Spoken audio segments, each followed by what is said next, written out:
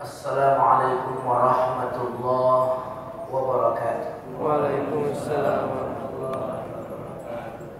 Alhamdulillahilladzi ja'ala al-laila wan-nahara khilfah liman arada an yadhakkara aw arada syukura. Asyhadu an la ilaha illallah wa asyhadu anna Muhammadan 'abduhu wa rasuluh. Allahumma salli wa sallim ala nabiyyina Muhammadin sallallahu alaihi wasallam wa ala alihi wa ashabihi wa man sara ala nahjihi bi ihsanin ila yaumiddin. Mari kita doa sebelum kita lanjutkan. Rabbi na'udzubika min hamazati syayatin wa na'udzubika rabbi an yahdurun. Allahumma akhrijna min dhulumatil jahli wal wahmi ila anwaril ma'rifati wal ilmi wa akhrijna min ukhulish syahawat ila jannatil qurubat. Na'udzubika min an nusyrika bika syai'an na'lamuhu wa nastaghfiruka lima la na'lamu. Walhamdulillahi rabbil alamin. Kita baca basmalah sama-sama. Bismillahirrahmanirrahim. Ini mungkin di tahun 2014 saya memulainya pengajian ini. Betul ya? Kalau pengajiannya Sabtu Minggu berarti ini yang pertama.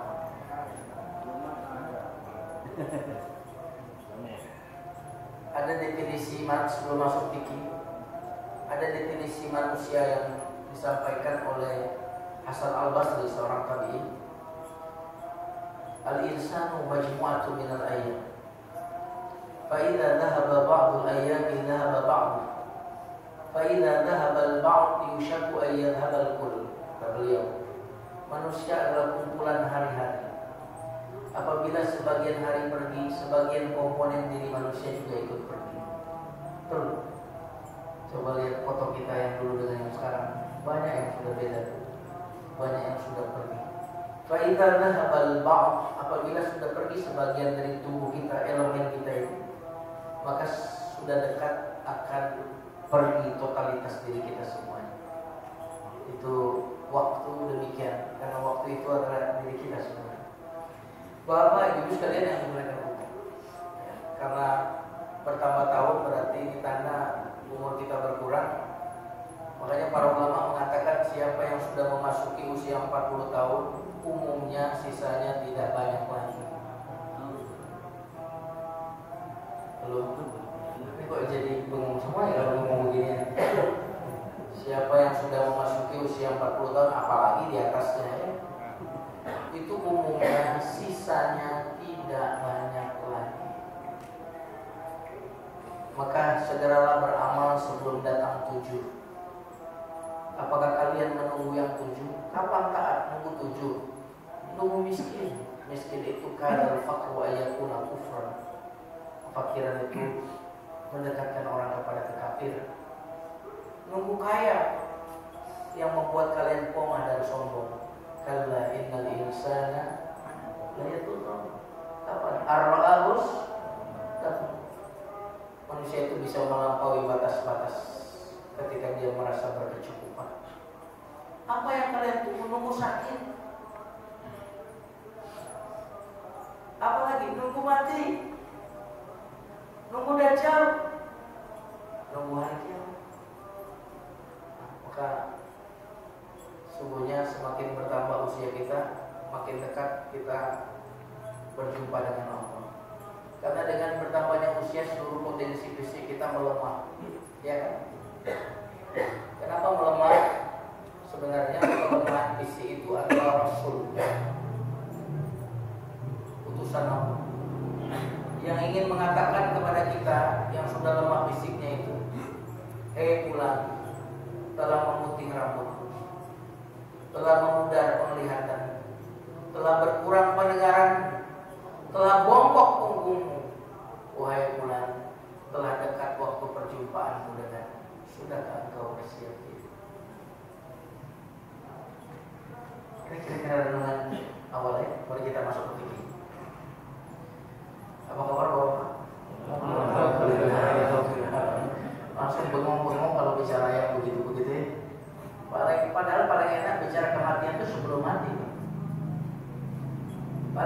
bicara kematian kepada anak sebelum kita meninggalkannya. Bicara kematian kepada ibu dan ayah kita sebelum mereka berpisah dengan kita. Karena membicarakan sesuatu setelah waktunya lewat itu kurang pas. Ya kan? Betul tidak? Makanya semua orang itu harus beriman. Kalau nggak iman sekarang harus iman nanti. Tapi iman nanti tiada gunanya.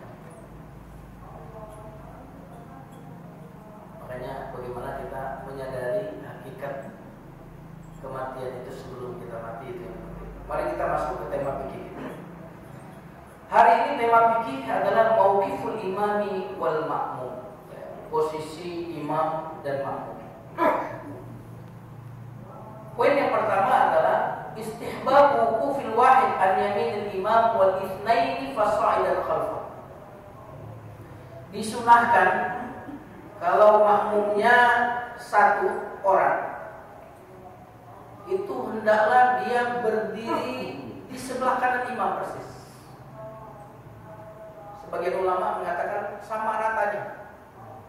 Jadi kaki kita dengan imam itu sama persis. Ada yang sebagian mengatakan dia dikit bedain dikit gitu. Itu terjadi khilaf. Wal itsnaini fasa'idan. Adapun jika umum itu 2 atau lebih, maka hendaklah makmum itu berdiri di belakang imam. Shaf.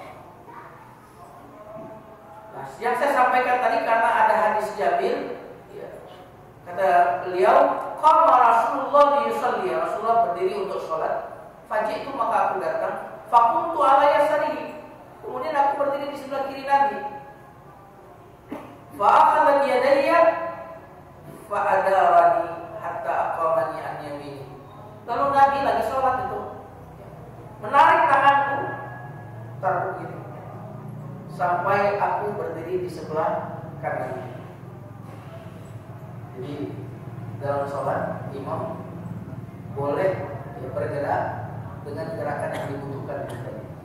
Ada makmum di sebelah kiri, sholatnya padahal cuma berdua, kita sama makmum itu, kita dalam sholat bisa tarik tangannya untuk dipindahkan ke sebelah.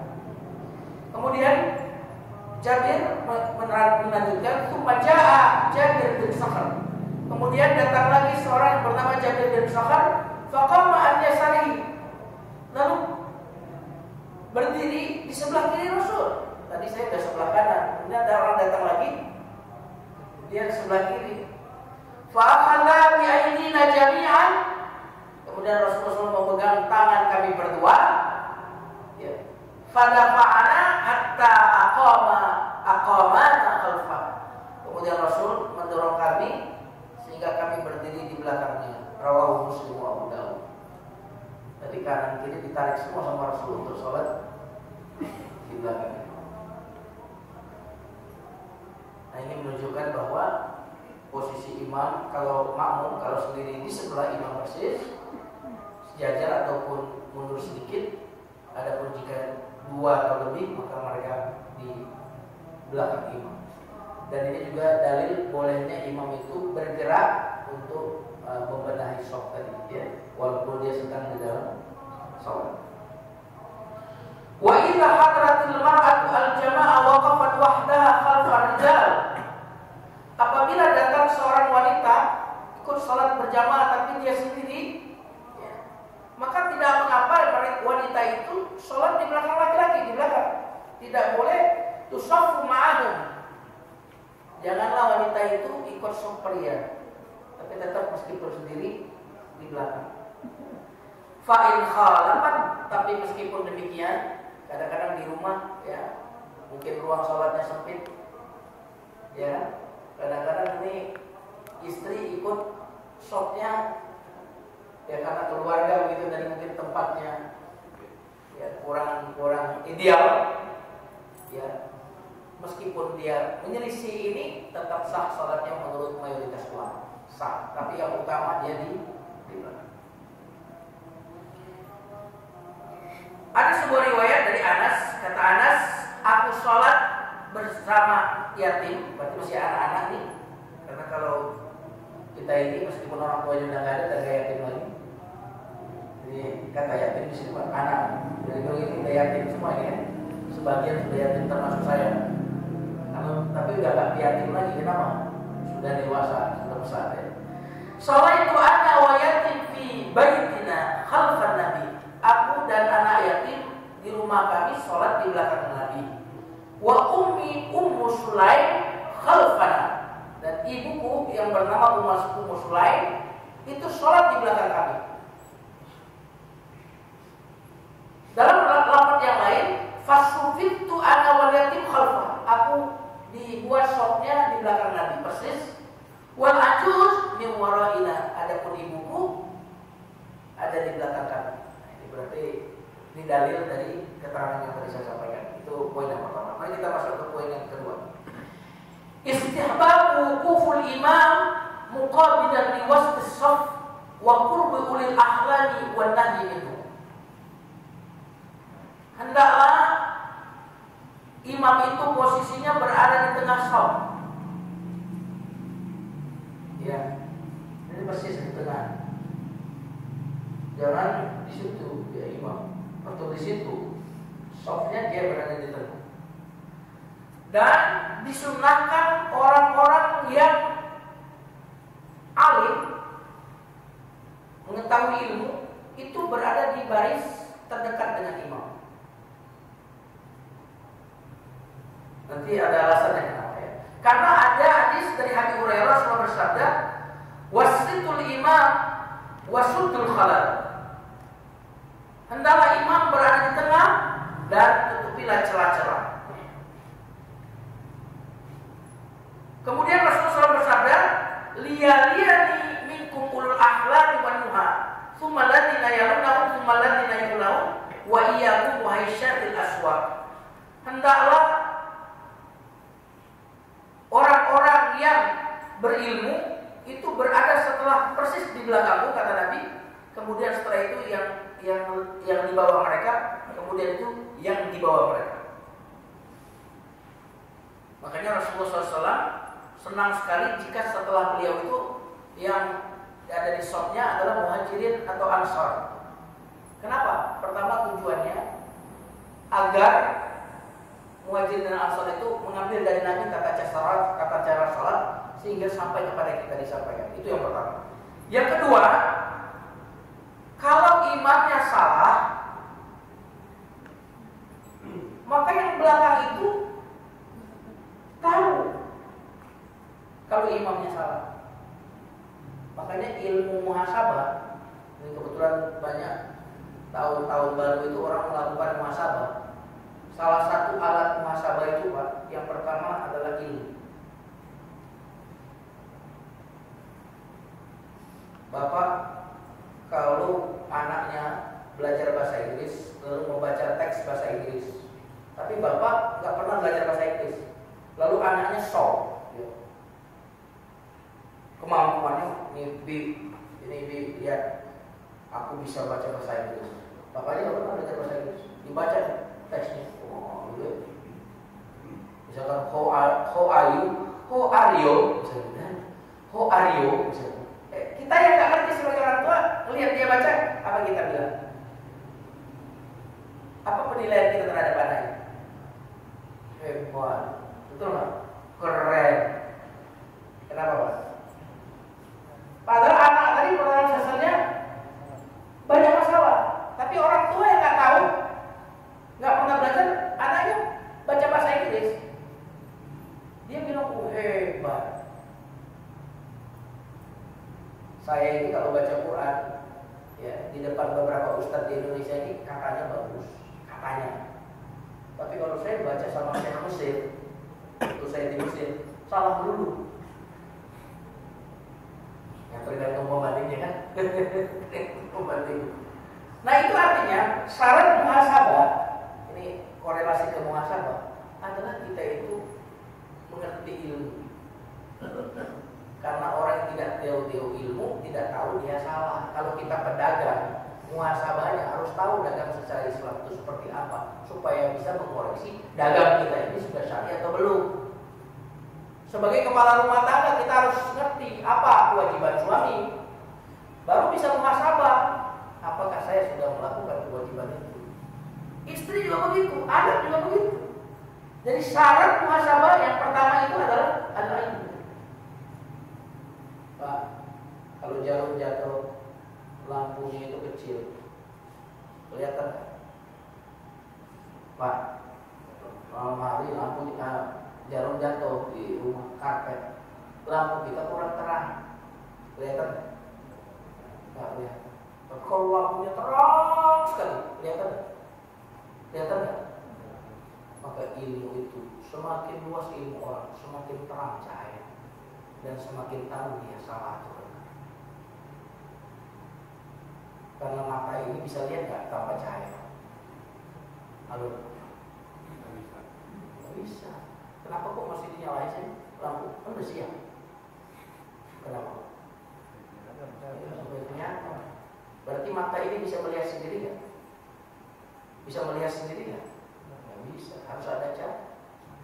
Makanya kalau malam hari, matahari itu kita gantikan cahayanya dengan lampu-lampu seperti ini. Siapa yang maha cahaya itu? Siapa An-Nur itu? Kalau itu Bapak bisa melihat karena siapa? Jika mata kita saja tidak mampu melihat tanpa cahaya, lalu bagaimana dengan mata hati kita? Pastilah dia tidak bisa melihat tanpa cahaya.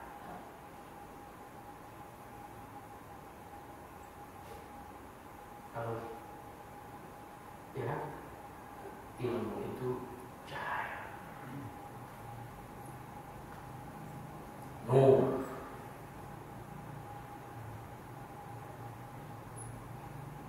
Makanya untuk masalah syarat yang pertama ilmu, syarat yang kedua saya tambahkan. Syarat yang kedua untuk muhasabah adalah su'udzon. Apa? Su'udzon bin nafs. Suuzon kepada diri kita. Karena mata yang mencintai tidak melihat kejelekan. Mata yang membenci tidak melihat kebaikan. Kalau muhasabah sedang mengevaluasi diri, maka syarat muhasabah bagi diri kita pribadi adalah suuzon. Jadi suuzon itu dalam ilmu muhasabah itu rukun. Karena kalau kita husnuzon saat muhasabah, kita akan menganggap diri kita baik. Yang jelek pun baik, yang salah pun ini enggak benar. Makanya rukun yang pertama ilmu, rukun yang kedua apa? Suuzon dan seterusnya. Oke, mari kita masuk ke ilmu. Bapak Ibu sekalian yang dimuliakan. Jadi makmum itu yang di belakang imam diusahakan yang ngerti, yang berilmu, sehingga kalau imamnya salah, dia bisa koreksi. Yang ketiga, agar kalau imamnya batal, dia bisa jangan main tarik-tarikan, mau kan? Sholat main tarik-tarikan jadinya. Padahal bagi orang yang berilmu cukup tutup hidung. Tutup hidung orang udah tahu, wah ini batal gitu. Jangan sampai imam tutup hidung, dia ikut tutup hidung juga. Katanya harus mengikuti imam, katanya gitu. Bapak Ibu sekalian yang dimuliakan Allah, itu yang kedua. Mari kita masuk ke poin yang ketiga. Mauqimus sibyani wan nisa'i minal rijal. Posisi anak-anak dan perempuan dari posisi laki-laki. Bagaimana ya? Karena Rasulullah yaj'alur rijala quddamal ghilman wal ghilman khalfahu. Adalah Rasulullah SAW menjadikan para lelaki dewasa itu berada di depan anak-anak. Adapun anak-anak itu di belakang laki-laki dewasa. Wan nisa, adapun para perempuan khalfal ghilman adalah di belakangnya anak-anak. Rawahu Ahmad wa Abu Dawud. Makanya Rasulullah bersabda, sebaik-baik sopnya laki-laki pertamanya, seburuk-buruk sop pria adalah akhirnya. Itu paling akhir, paling buruk itu. Wa khairu sufufin nisa akhiruha. Sebaik-baik sop wanita adalah yang paling akhir, yang dan seburuk-buruk sop wanita adalah sop yang pertama. Ini bukan berarti ibu-ibu tuh kalau udah baris di situ, udah duduk di belakang tuh, lalu di ngambil yang paling belakang, bukan begitu maksudnya. Ya, di depan ya di depan aja asal untuk kaum wanita ya. Bapak Ibu sekalian yang dimuliakan, wa innama kana khairu syukubin nisa akhiraha lima bidzalika minal bu'di an mukhalatati rijal. Wanita itu menjadikan sop yang terbaik itu di paling akhir adalah karena itu bisa menjauhkan dari percampuran dengan para pria. Ini ilatnya itu. Ilahnya itu. Jadi kalau udah ketemu ilatnya ya udah di depan aja, di situ paling di depan untuk wanitanya. Ya. Kalau wanita itu tentunya kalau jaraknya semakin dekat ke sini, semakin dekat ya yang paling belakang yang paling utama meskipun di para wanita. Tapi kalau sudah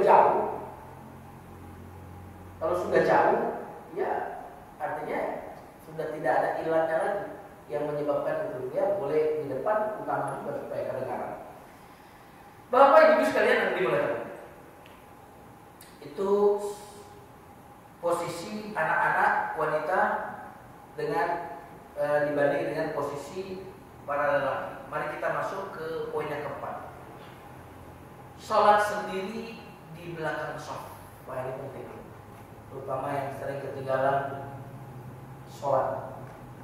Shafnya udah sempurna, dia datang sendiri.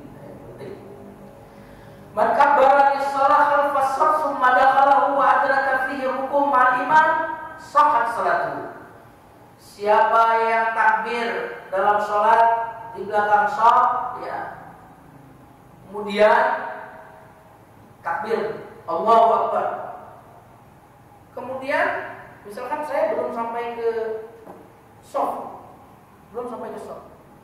Allahu Akbar, kemudian saya sambil masuk shaf,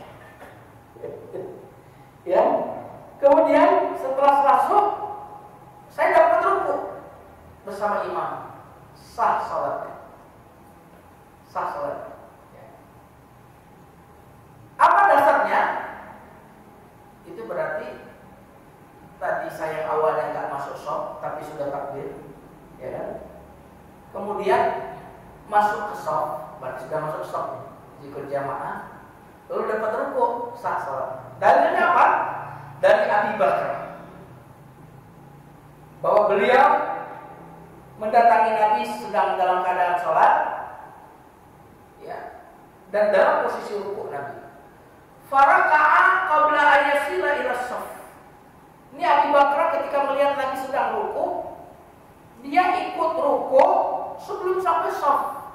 Ini shafnya ini nih, dia masuk nih, belum sampai shaf melihat Nabi rukuk, Allahu Akbar, baru gini jalan. Jalan. Kenapa? Ya kayak mental kita juga kadang-kadang sama, ya. Kalau sahabat mungkin mentalnya adalah jangan sampai saya nggak dapat rakaat pertama. Kalau kita apa? Males nambah. Beda banget tadi. Sama kita dengan Nabi kan beda-beda tipis ya. Nabi sedikit makan, kita sedikit-sedikit makan. Nabi sedikit tidur, kita sedikit-sedikit tidur. Ya, makanya saya kalau ngelihat yang ditarik tidur tuh alhamdulillah, ya. Ya. Mirip Nabi. Nabi sedikit tidur, kita sedikit-sedikit tidur, ya. Fadza kana dzalika lin Nabi, kemudian disebutkan itu kepada Nabi. Wah, Nabi dapat informasi ini. Diadukan. Oh, apa? Nabi kalau melihat ada orang salah, kamu jangan begitu, itu kayak kita, ya. Nabi itu kalau ada mengoreksi itu dipuji dulu. Apa kata Rasulullah kepada Abi Bakar ini? Dipuji dulu. Zadaqallahu hirsan. Ini belum koreksi nih. Semoga Allah menambahkan semangatmu untuk ikut berjamaah. Tadi kamu betul-betul ingin mendapatkan rahmat. Semoga Allah menambah semangatmu yang itu. Dipuji dulu kelebihannya.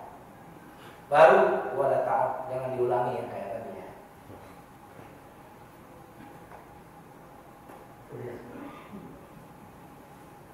Jangan karyawan salah langsung kita yang kayak gitu.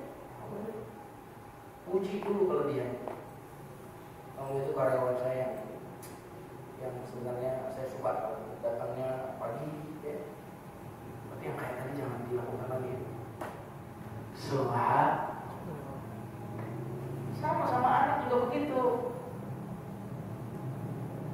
Kita itu kadang-kadang anak salah dimarahin, anak melakukan kebaikan nggak dipuji. Sama istri kita.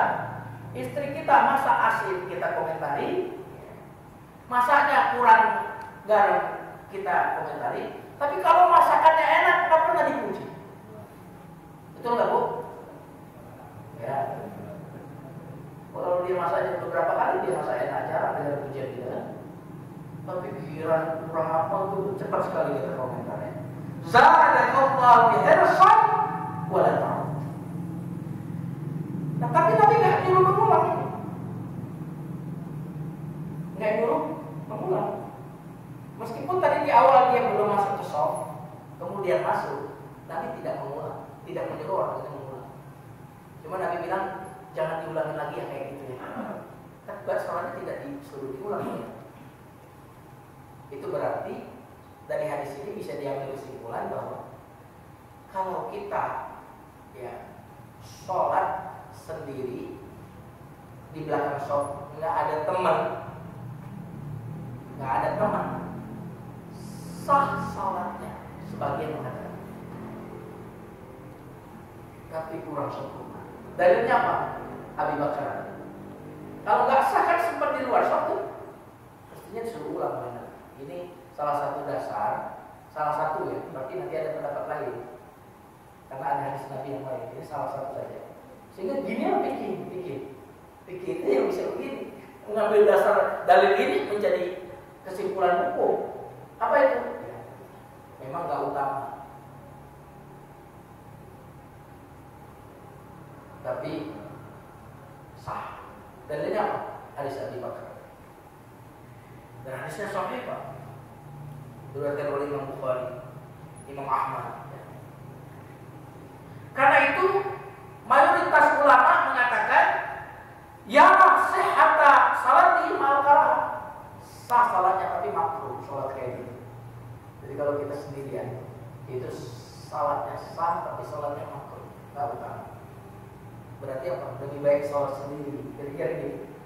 Kalau kita nggak dapat sholat, itu lebih baik sholat sendiri meskipun sah menurut mayoritas ulama. Ya baik. Bapak Ibu sekalian yang dimuliakan Allah. Imam Ahmad, Ishaq, Waqi' Hasan bin Shalih, An-Nakh'i, wa Ibnu Munsir berkata, siapa yang sholat 1 rakaat penuh di belakang shaf, man sholat raka'atan kamilatan khalfas shaffi batalan sholatuhu. Ini dibilang kalau 1 rakaat penuh sendiri sholat di belakang imam, kata imam-imam yang saya sebutkan tadi, kata ulama yang saya sebutkan tadi, batal sholatnya. Nah ini, tapi ini tidak mayoritas. Tadi yang saya katakan mayoritas ulama mengatakan sah, tapi makruh. Tapi beberapa ulama yang lain mengatakan batal sholat. Makanya jalan tengahnya udah sholat sendiri aja. Bapak Ibu sekalian yang dimuliakan Allah.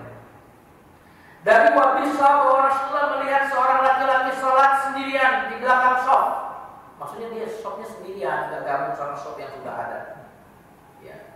Fa'amarahu ayyu'idas sholat. Nabi memerintahkannya untuk mengulang sholat. Kalau yang tadi kok nggak diulang, Abu Bakar, ini mengulang. Ya. Ini juga kuat juga dasarnya. Ya.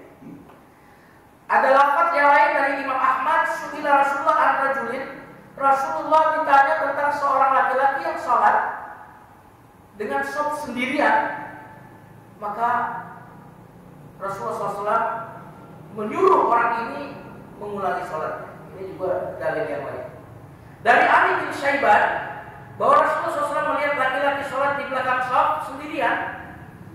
Lalu Nabi berdiri sampai orang ini selesai. Lalu Nabi, kata Nabi, ulang sholat kamu. Tidak ada sholat bagi seorang yang bershaf sendirian. Diriwayatkan oleh Imam Ahmad. Mayoritas ulama tadi, jumhur, berpegang kepada hadis Abi Bakar yang mengatakan Nabi tidak menyuruh mengulang. Adapun perintah Nabi untuk mengulang, kata jumhur ulama mayoritas, itu perintah untuk mengulang itu bukan perintah wajib. Tetapi perintah mengulang itu perintah agar orang ini betul-betul harus menjaga agar bisa dapat shaf. Adapun hadis Wabisah Ali bin Syaiban, tidak sholat orang yang shafnya sendirian, itu maksudnya tidak sempurna. Ya, sama, la sholat liman la fatihah, tidak sholat orang yang nggak baca fatihah. Itu para ulama mengatakan nafiyul kamal, tidak sempurna sholatnya orang yang nggak baca fatihah. Bapak ibu sekalian yang dimuliakan. Nah, kita menemukan sekarang kalau kita sholat sendirian ada yang narik-narik. Gimana yang narik-narik? Jadi saya sendirian, nggak ada teman. Di depan saya tarik orang. Saya tarik. Ya. Ini pertama pendapatnya adalah makruh. Kita narik-narik orang lagi sholat. Tapi kalau yang kita tarik itu adalah seorang yang alim, yang ngerti fikih, kita tarik, nggak apa-apa. Tapi ini kenapa? Artinya asalnya kalau kita sendirian di belakang sholat, itu sebaiknya sholat sendirian itu jangan tenang untuk menghindari tadi. Tadi Nabi menyuruh ulang sholat, supaya nggak ulang. Kemudian apa lagi? Makruhnya menurut sebagian ulama untuk menarik orang. Nah, sebagian mengecualikan kalau yang kita tarik itu orang yang berilmu. Ya, itu nggak apa-apa. Kenapa? Orang berilmu itu kadang-kadang bisa ditarik, Pak. Kita kasih isyarat gitu, ya, dia mundur sendiri. Tetapi ini kenapa? Sekali lagi, kalau melihat hadis tadi, kita akan bertemu bahwa Nabi menyuruh mengulangi sholat, meskipun para ulama mengatakan mengulangi tadi dalam konteks bukan wajib, tetapi dalam konteks agar orang ini menjaga untuk mendapatkan shaf. Yang kedua, hadis Nabi mengatakan tidak sholat orang yang shafnya sendirian adalah tidak sempurna sholatnya. Itu menurut para ulama. Menurut saya ini menunjukkan bahwa ternyata sholat itu punya gengsinya juga. Lu kalau nggak dulu nggak dapat. Gitu. Kalau mau dapat ya datangnya duluan dong. Kan gitu. Subhan. Persis juga. Jadi kalau udah sholat jamaah dari masjid yang sudah diselenggarakan, maka sholat jamaah orang yang belakangan itu menjadi tidak wajib. Itu artinya apa? Ya kalau mau dapat jamaah ya datangnya ada di bawah gitu. Tuhan kok maunya enak gitu. Jadi kalau kamu telat ya ditelatkan juga. Ini menunjukkan betapa pentingnya sholat. Itu poin yang keempat. Mari kita masuk ke poin yang kelima. Taswiyatus shaffi wa sadrul furaj. Meluruskan shaf dan mengisi yang lengkap, yang renggang-renggang. Disunahkan bagi imam untuk memerintahkan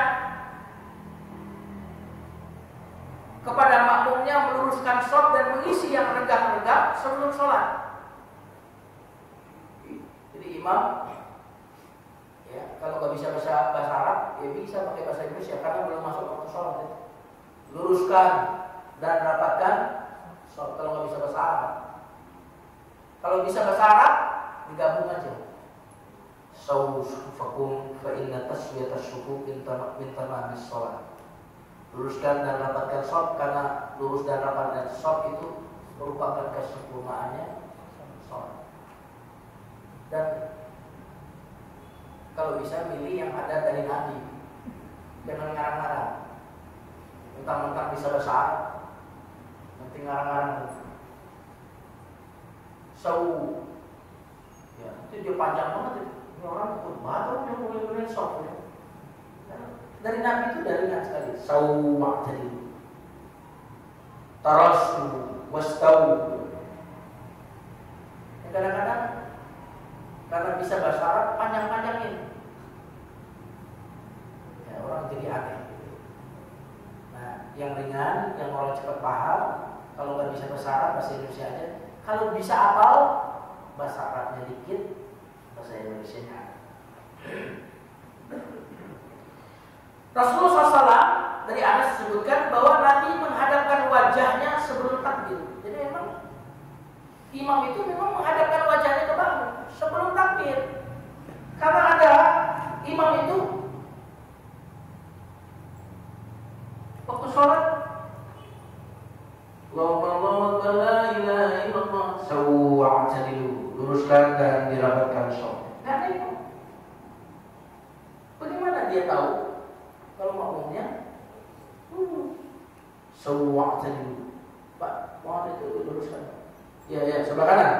Ya.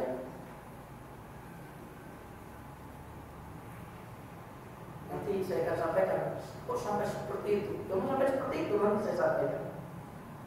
Kalau memang dengan perkataan nggak bisa disamperin, sampai seperti itu. Penting sekali sok.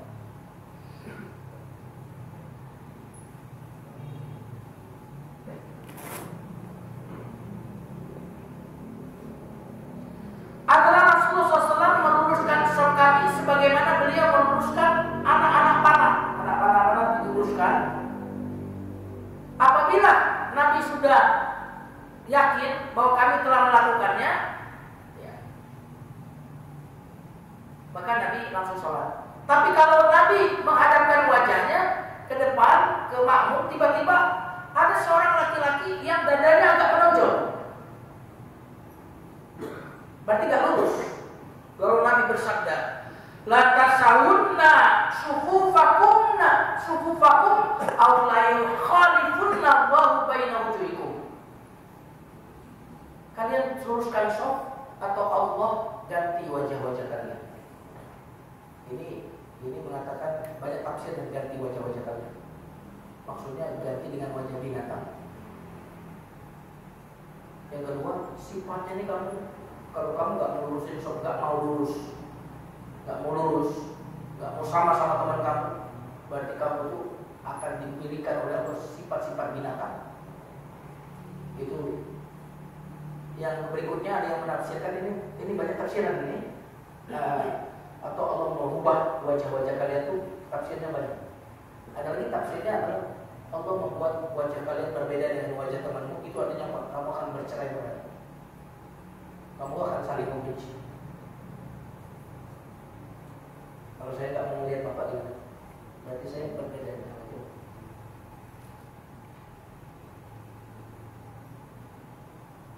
Makanya sholat itu harus sama persis, ya.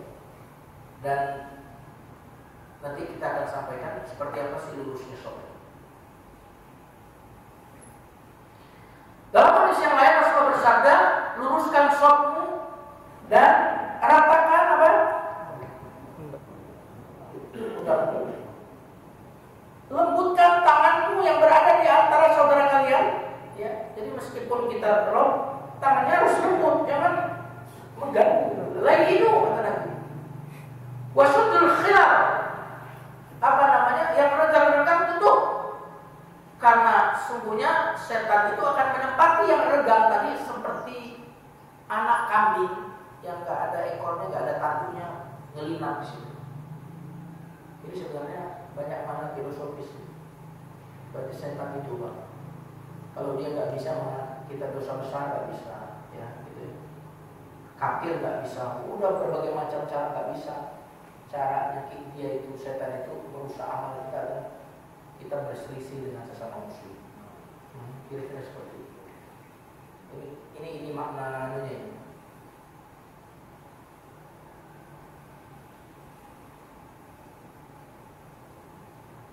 Makanya Bapak kalau sopnya itu rapat melekat, kan merasa kita dengan teman kita. Tapi Bapak coba lihat kaum muslimin sekarang, kalau sop kita tempel ke kakinya begini-gini. Coba. Kenapa? Kayak gak risih gitu sesama. Ini menurut saya mengapa kok ada sunnah misalkan makan bersama. Walaupun para ulama berbeda pendapat dalam konteks makan bersama itu sepiring-sepiring tapi duduk bersama, itu sudah termasuk berjamaah atau satu nampan. Itu mungkin salah satunya menyatukan hati, itu keberkahan, perasaan. Ya, dulu saya tahunya orang kalau makan jangan ngomong pas kecil. Kamu kalau makan jangan ngomong deh, ntar aja sudah makan. Ternyata itu sunnahnya kalau makan ngobrol, Pak. Sunnah itu. Jadi kalau makan itu ngobrol. Makanya Bapak kalau nasihati anak paling efektif lagi makan. Bagi makan enak ngobrol sama anak, ya, gitu. Atau lagi di mobil, lagi rekreasi, nasihati anak. Jangan anak sini kalau mau duduk depan. Banyak kan kita begitu, ya. Bapak Ibu sekalian nanti mulai.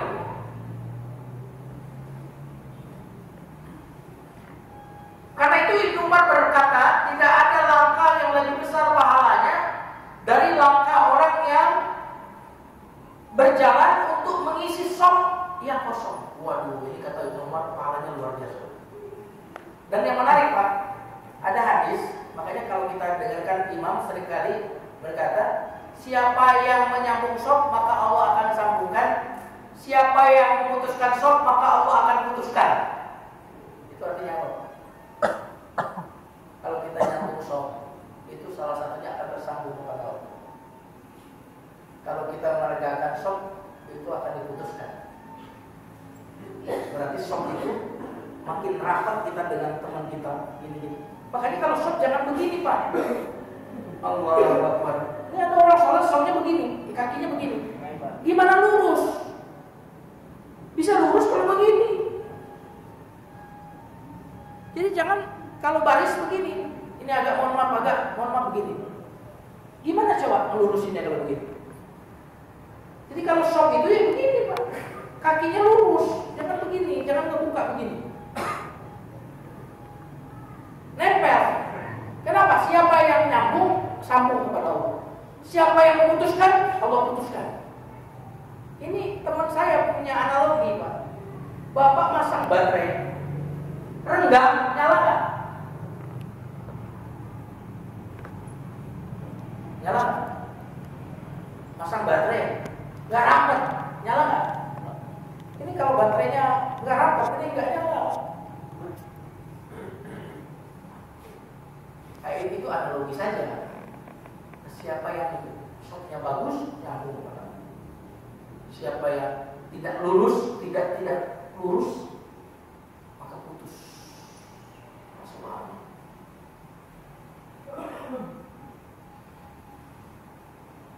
Rasulullah pernah keluar untuk sholat bersama kami, lalu Rasul bersabda, tidakkah kalian ingin membuat shop sebagaimana shopnya malaikat di sisi Tuhannya? Kemudian kami berkata, ya Rasulullah, bagaimana shopnya malaikat di sisi Tuhan? Kemudian Rasul menjawab, ya, mereka menyempurnakan shop yang pertama dan meluruskan shop. Ini shopnya para malaikat. Para malaikat pun ketika berhadapan dengan Allah, beribadah kepada Allah, itu shopnya betul-betul diperhatikan. Kemudian ada dua poin lagi saya akan sampaikan secara cepat. Yang pertama adalah anjuran untuk mengambil shop yang pertama dan shop yang sebelah kanan. Karena shop yang paling utama itu shop di belakang imam persis. Habis itu shop yang sebelah kanan. Jadi jangan jamaah itu shop Dia ngambil kiri dulu, kanan dulu habisin. Biar seimbang, Ustaz, seimbang. Bukan soal seimbang. Jadi sop yang paling utama itu di belakang imam persis, habis itu sebelah kanannya, baru sebelah kiri.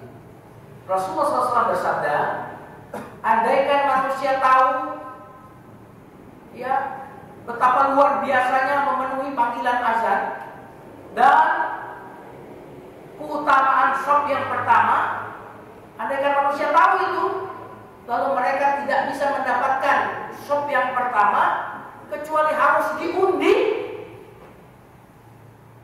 Kalau mereka tahu keutamaan sop pertama dan mereka nggak bisa dapat sop pertama kecuali diundi, maka pastilah mereka kalau tahu mau mengikuti undian itu untuk bisa dapat sop yang pertama. Waduh, ini kalimatnya dalam sekali.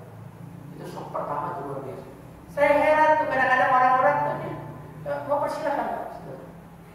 Silakan. Ya. Kalau urusan dunia utama Pak, mau persilahkan orang. Ada orang mau nyalip kita, silakan. Kita mengambil ATM, ada orang, Bu mau duluan, silakan. Itu utama. Kalau sop pertama kita utamakan daripada orang lain, itu nggak utama.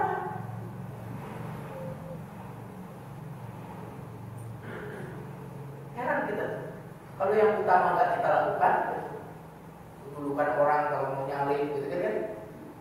Kalau antrian mana itu duluin orang, nggak kita lakukan itu. Nggak mau kita orang lain duluin kita. Tapi kalau sop terdepan, apalagi kalau ada konser, maunya di depan. Di hadapan Allah kok maunya di belakang, saya heran. Itu heran sekali saya. Orang ini pasti nggak ngerti dia sedang berhadapan dengan saya. Di hadapan Allah kok maunya di belakang, saya heran. Padahal kita kalau ada pejabat apa pengennya di mana? Makanya kan ada orang kelas-kelas PPIP itu Pak, tempat duduknya itu kan, biar duduk sama orang-orang penting. Di hadapan Allah pemilihnya, apalagi mempersilahkan orang Allah geleng-geleng. Bapak Ibu sekalian yang dimuliakan. Ini ada hadis yang luar biasa dari Abi Sa'id Al-Khudri. Rasulullah melihat sahabatnya terlambat dari sop yang pertama, lalu Rasulullah bersabda kepada mereka, "Akan ayo maju." Mereka ini nggak mau ke sop pertama, "Ayo maju." Ya, Pak kamu ikuti aku. Lalu yang lain itu ikuti kalian nanti di belakang kalian. Ini kalimat yang bawah ini yang luar biasa. Wala yazalu qaumun yata'akhkharuna hatta yu'akhirahumullah azza wa jalla. Dan suatu kaum terus menerus ingin selalu berada di belakang, selalu sekali-sekali berjalan dan mungkin ya ada kesibukan yang membuat kita tidak bisa di depan, akhirnya di belakang. Tapi kalau terus-menerus di belakang, selalu kata Nabi, kalau orang yang selalu hatta yu'akhirahumullah azza wa jalla, Allah akan membuat dia berada di belakang terus. Maksudnya apa? Bukan hanya sop. Allah tidak akan mau mendahulukan orang ini, karena dia selalu berada di belakang, maka Allah membelakangkan orang ini. Maksudnya membelakangkan apa? Kalau dia minta nanti belakangan ngasih. Itu kan kalau doa pengen cepat kan? Pengen cepat kan? Pengen didulukan kan? Tapi kita kalau sopnya di belakang terus mau didulukan gimana?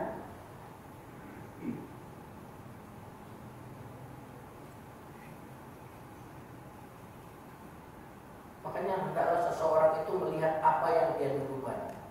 Itu arti dari surah Al-Hasyr. Wal tanzur nafsum ma qaddamat.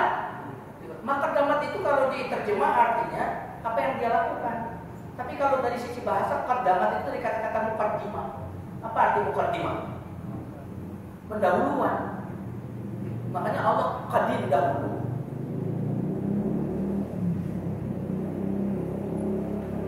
Hendaklah seseorang melihat apa yang dia dulukan dalam hidup itu. Maksudnya apa? Apa yang diutamakan. Pak, yang kita utamakan saja yang akan kita lakukan, Pak. Betul nggak? Yang tidak kita utamakan tidak akan kita lakukan. Saya mau tanya, Pak, apakah Bapak mengutamakan membaca Quran? Baca Quran itu utama nggak? Kalau utama pasti Bapak baca Quran tiap hari. Kenyataan bahwa kita tidak membaca Quran berarti bagi kita baca Quran itu tidak utama. Karena yang kita utamakan pasti kita kerjakan. Hanya yang kita utamakanlah yang akan tumbuh. Yang tidak kita utamakan tidak akan tumbuh. Setuju Pak? Berapa kali dalam seminggu sholat? Sesuatu yang tidak kita utamakan tidak akan kita kerjakan. Hendaklah setiap diri melihat apa yang dia utamakan. Wal tanzur nafsu ma qaddam.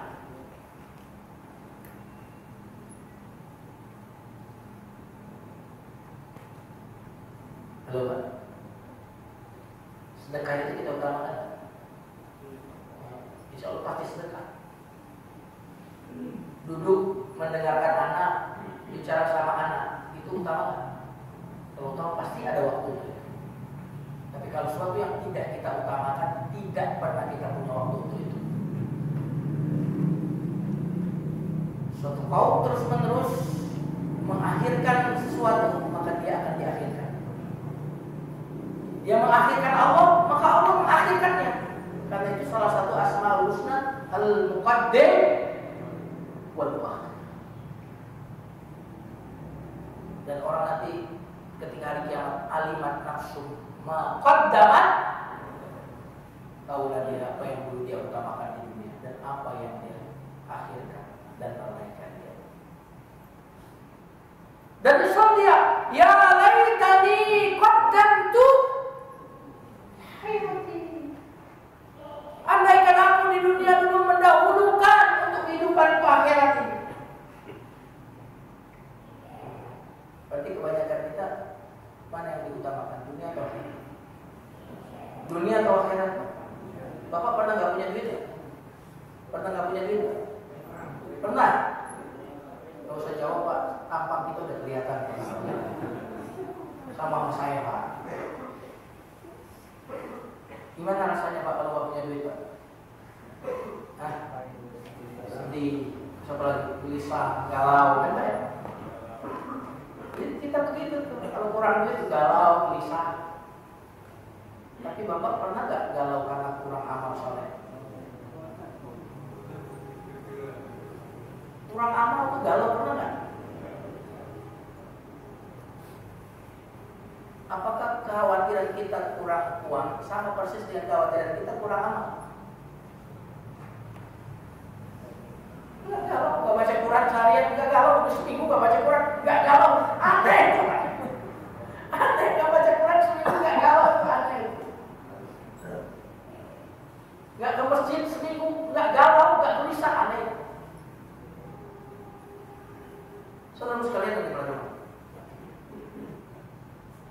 sungguhnya Allah dan malaikat mengucapkan salawat kepada orang yang sholat di shop sebelah kanan. Sungguhnya Allah dan malaikat mengucapkan salawat kepada orang yang shopnya di depan. Kemudian sahabat bilang, ya Rasulullah, gimana dengan yang shop yang kedua? Rasulullah jawab lagi, sungguhnya Allah dan malaikat bersalawat kepada yang shopnya di depan. Yang kedua dong ya Rasul, yang kedua. baru Rasul pas yang walaupkan yang kedua juga dapat. Tapi setelah Nabi mengucapkannya 2 kali. Padahal nantinya beberapa kali. Sama itu kalau orang haji botak. Semoga Allah merahmati yang botak. Maksudnya tahunnya botak habis.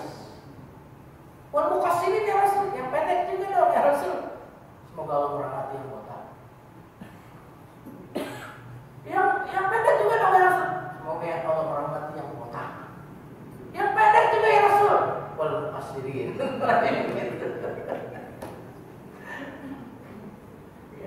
Seperti Rasulullah SAW bersabda, sungguhnya orang yang memiliki anak perempuan 3, maka dia mendidiknya dengan pendidikan yang baik, maka anak ini akan bisa menolongnya nanti di hati. Bagaimana yang 2 ya Rasul? Terus yang mau nanya 1 gimana? Malu dia yang 1 ya Rasul. Ketika langsung jawab dua, ya. Dan untungnya saya punya anak 3 perempuan semua. Alhamdulillah. Hari ini saya bawa itu yang jilbabnya hitam itu pengen ikut saya. Yang terakhir Pak, tabligh khalfal imam. Tabligh khalfal imam itu kadang-kadang ada makmum yang mengeraskan suaranya untuk diperdengarkan ke yang belakang. Kalau di Mekah itu selalu ada kan? Bilal, kalau kita bilang Bilal ya, orang Indonesia bilang. Disunahkan ada sebutlah Bilal, istilah orang kita sebutnya Bilal. Itu jika dibutuhkan. Kalau suara itu tidak sampai ke makmum, maka sunnah. Tapi kalau suara imam sudah sampai, itu malah para imam-imam mazhab itu sepakat makruh. Tapi kalau masih haram sebanyak itu memang kebutuhan. Iya. Karena kadang-kadang mic imamnya bermasalah, ya, berumur sebanyak itu, bahkan ada yang sholatnya itu di dekat hotel kan, itu kalau ada, kalau di kita kan jarang-jarang penuh sampai situ, tak perlu ada Bilal. Wallahu a'lam bishawab. Ini yang bisa saya sampaikan. Nanti pada pertemuan berikut kita akan membahas di sini babnya al-masajid. Nanti saya nggak tahu kita bab masajid atau nanti kita cari tema fikih yang lain. Silakan kalau ada yang saya serahkan ke Mas.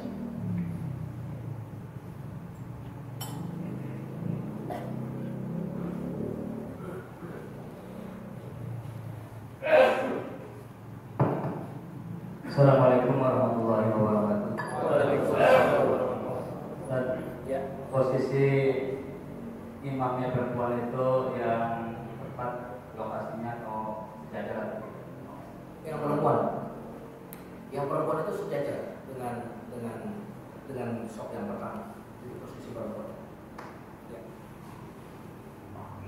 Ada yang lain?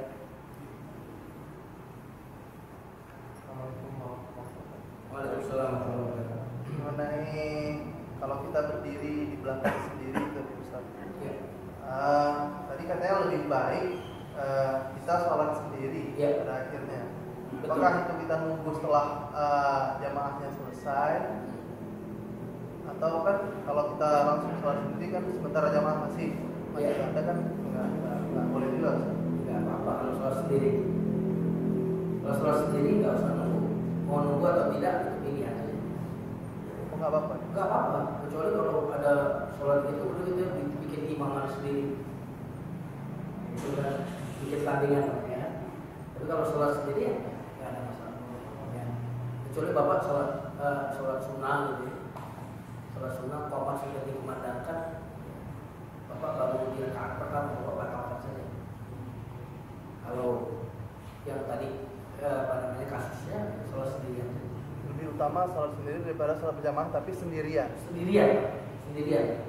Kecuali bapak, ini sebentar lagi ada yang betul. Itu boleh bapak ya, menunggu.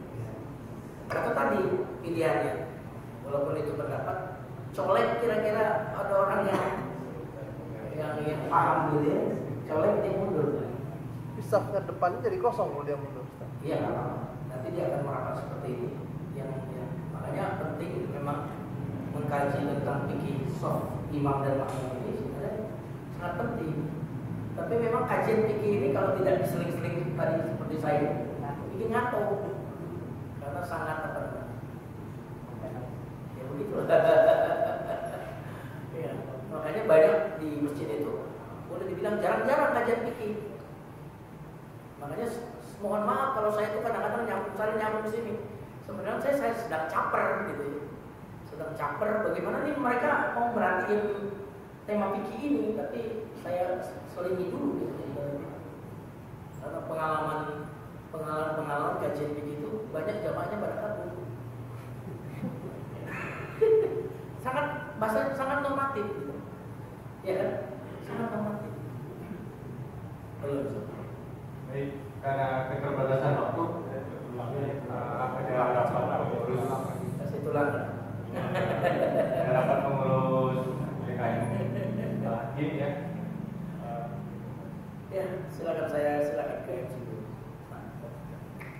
Doa mari kita doa. Astagfirullahaladzim. Astagfirullah. Allahumma shalli wa sallim ala nabiyyina Muhammadin wa ala alihi wa sahbihi ajma'in. Alhamdulillahi rabbil alamin. Hamdan yuwafi ni'amahu wa yukafi nasrihi. Ya Rabbana lakal hamdu kama yanbaghi li jalali wajhika karim 'azimi sultanik. Allahumma anfa'na bima 'allamtana wa 'allimna ma yanfa'una wa zidna 'ilma. Allahumma ij'alna mimman yastami'una al-qawla fayattabi'una ahsana. Arina al-haqqa haqqan warzuqna ittiba'ahu wa arina al-batila batilan warzuqna ijtinabah. Asbahna wa asbahna kullahu walhamdulillahi la syarika lahu. Allahumma inna asbahna minka fi ni'mah wa 'afiyah wa sittah. Atimma 'alaina ni'mataka wa 'afiyataka wa sitraka fid dunya wal akhirah. Rabbana inna lima anzalta ilayna min khairin faqir. Rabbana inna lima anzalta ilayna min khairin faqir. Qul a'udzu birabbil falaq min syarri ma khalaq wa min syarri ghasiqin idza waqab wa min syarri naffathati fil 'uqad wa min syarri hasidin idza hasad. Subhana rabbika rabbil 'izzati 'amma yasifun wa salamun 'alal mursalin. Alhamdulillahi rabbil alamin. Assalamualaikum warahmatullahi wabarakatuh. Waalaikumsalam. Terima kasih. Kita tutup.